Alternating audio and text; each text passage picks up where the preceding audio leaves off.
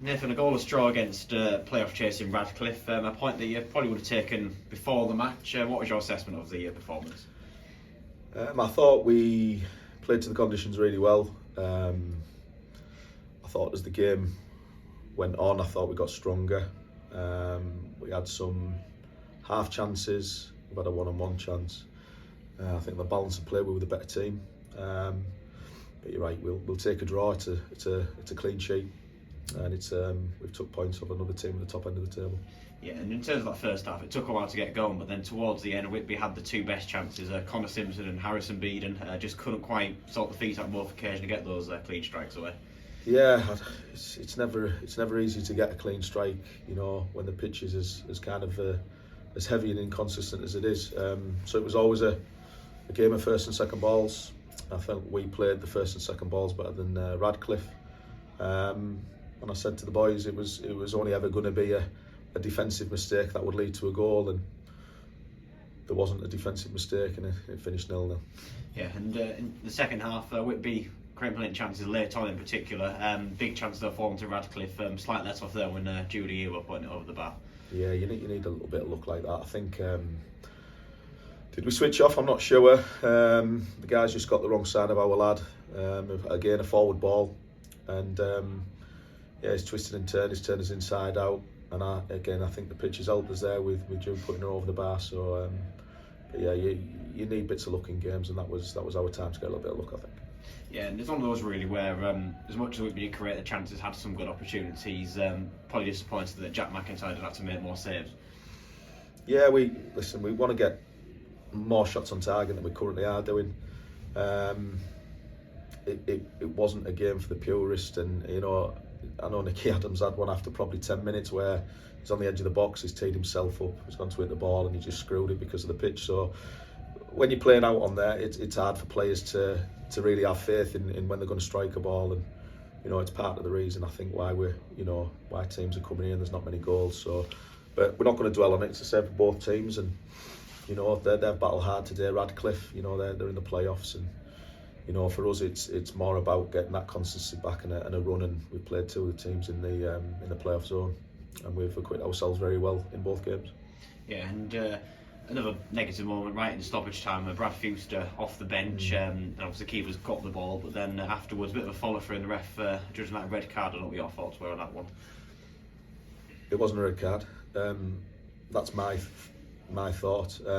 I think for everybody that was in the ground as well, it wasn't a red card. I think when the red card come out, I mean, everybody was in astonishment, and you know, fair play to Bobby. He's looked down at me the line, and he's like, you know, your lad's got the ball. Brad's entitled to go for that. It's a 50-50. The keeper got there first. He's not hurt.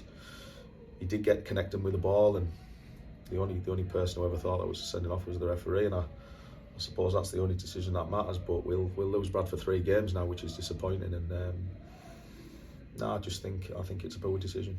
Yeah, and a real blow in particular with Brad. Obviously, did start today. Hasn't started the last couple of matches, but his impact off the bench, always, you know, using that pace and behind, and something you're going to miss over the next few weeks.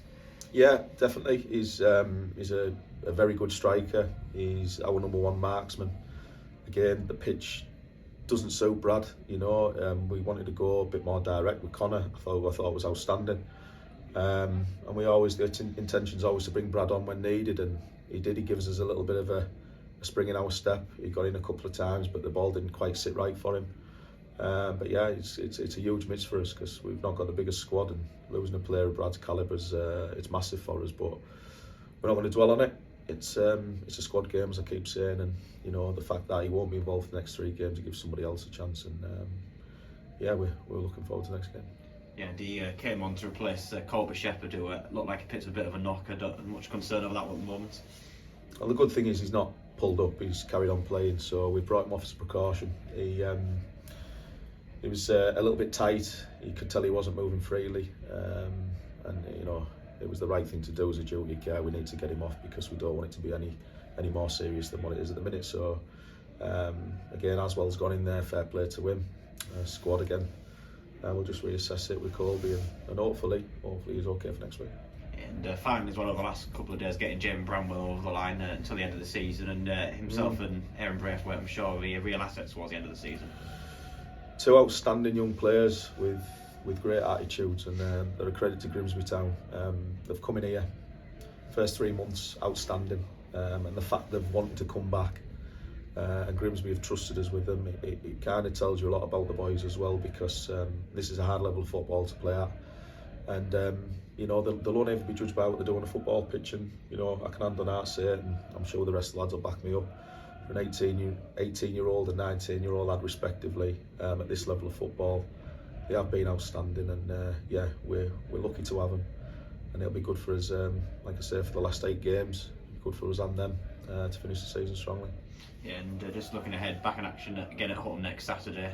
Matlock Town the visitors, and seems a long time since we played on that opening day of the season. A lot's changed at both clubs, so what sort of game are you expecting from them? Yeah, they're a good team, and it's a long time since the opening day of the season.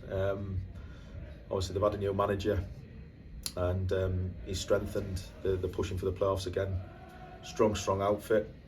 Another tough game. We look forward to it, and like I say, we're more worried about ourselves, but again, they've got aspirations to get in the playoffs, and it's for us to give them a game and hopefully take some points off them. All right,